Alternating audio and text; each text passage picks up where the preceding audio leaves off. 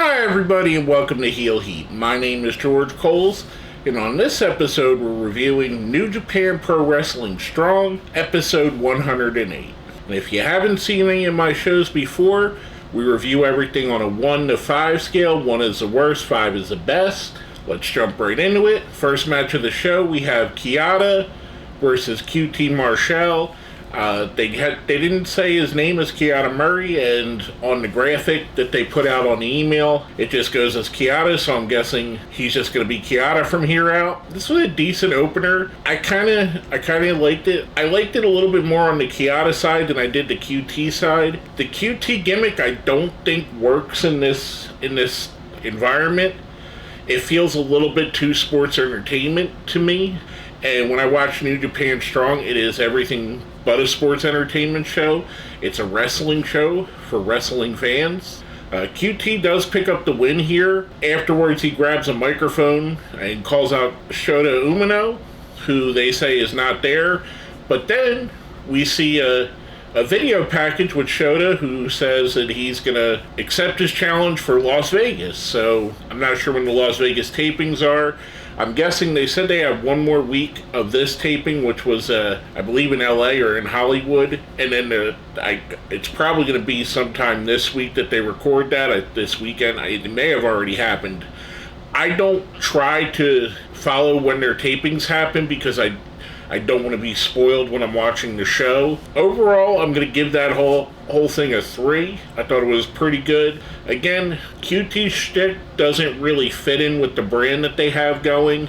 Just my opinion. Next up, we get a tag team match with Christopher Daniels and Yuya Amora going up against Shane Haste and Badoo Tito, representing TMDK. Mikey Nichols wasn't there. They mentioned that he had a kid, so congratulations. If you, on the off chance you may watch this at some point, I highly doubt it, but congratulations either way. This I thought was a pretty decent tag match. I really enjoyed it. Badoo Tito, to me, is rapidly evolving to being a really good wrestler.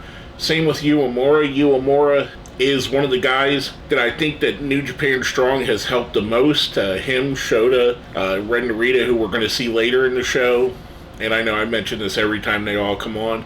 But he stands out as someone that's going to be a star going forward. This is a really good tag match. The TMDK team of Haste and Badoo Tito pick up the win here. Afterwards, we see Christopher Daniels decides to take out his frustration on Yuya Amora, turns on him, kicks him in the nether regions, hits a couple BMEs. For all that, I'm going to give this a 4. I didn't actually see the turn coming. At this point in his career, I don't expect Christopher Daniels to do a heel turn, and I'm guessing they're doing it so Yuya Amora has someone to wrestle against, has a feud to go into where he can learn against Christopher Daniels and they can keep the two of them together. I don't know, but I didn't see it coming, and I was actually shocked that he did it. Now from that we get a backstage promo, pre-tape promo with TJP talking about his matchup. I believe it's going to be next week. Him and Fred Rosser for the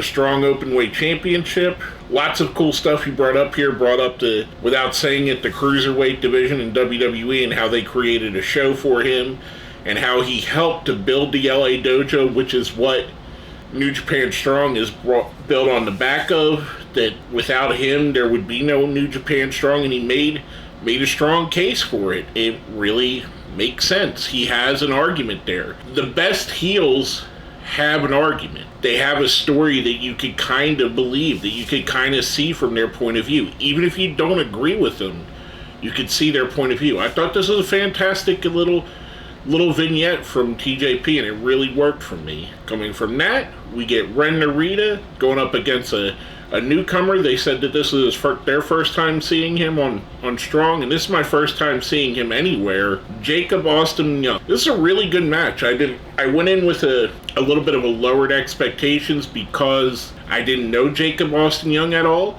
Narita, like I said with Yuya, he's really came on strong, but is he good enough to carry someone that's a newcomer that doesn't have that much under the belt? I thought they put on a really good match here. I don't know this kid, but I want to see more of him now. I definitely want to see more of Ren Narita. I think he's an absolute star in the making. This is a really good match. Narita picked up the win here. I'm going to give this one a 4. Then we go to the final match of the evening, our main event for the IWGP Junior Championship. I believe they said it was for the title. We have Alan Angels going up against Taichi Ishimori. And there was a lot said on commentary, and I tend to agree with this, that Alan Angels bet on himself by leaving AEW, by leaving the Dark Order. I tend to agree with that because, in my opinion, he was always going to take a backseat to the legacy of Brody Lee there, to Player Uno or Evil Uno, to Silver and Reynolds. He always felt like he was going to be behind them in the pecking order there, that he was never going to be able to break out. We've seen him do some stuff in New Japan now. We've seen him do some stuff in Impact. He's developing his own character, his own identity outside of that group. Now, who's to say 2 years, a year, 6 months from now, he doesn't go back to AEW as Alan Angels and go on something on his own? Kudos to him for betting on himself. This was a banger of a match. I thought it was really good. Ishimori is a really great wrestler. He's kind of one of those people that isn't talked about in the realm where he should be. He should really be considered one of the best junior heavyweights of the last 20 years, and a lot of people don't really talk about him as such. I really think he's right up there. This is an awesome match. Ishimori wins with the Bloody Sunday, which I love the fact that he's starting to do the Bloody Sunday. He's been doing it for a little while now. I like that. I kind of like the fact that within the Bullet Club, they do the finishers of people that are no longer in the Bullet Club, like Jay White will do the Styles Clash, or he'll do the One-Winged Angel, and he'll, basically do the moves of people that came before him, the leaders that came before him. Same with Ishimori here, doing the Bloody Sunday. I thought this was a really good match. Ishimori does pick up the win. I'm giving it a 4.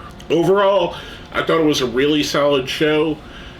3 really good matches. The only thing that was a little bit of a down was the QT Marshall character. Not the match. The match was okay.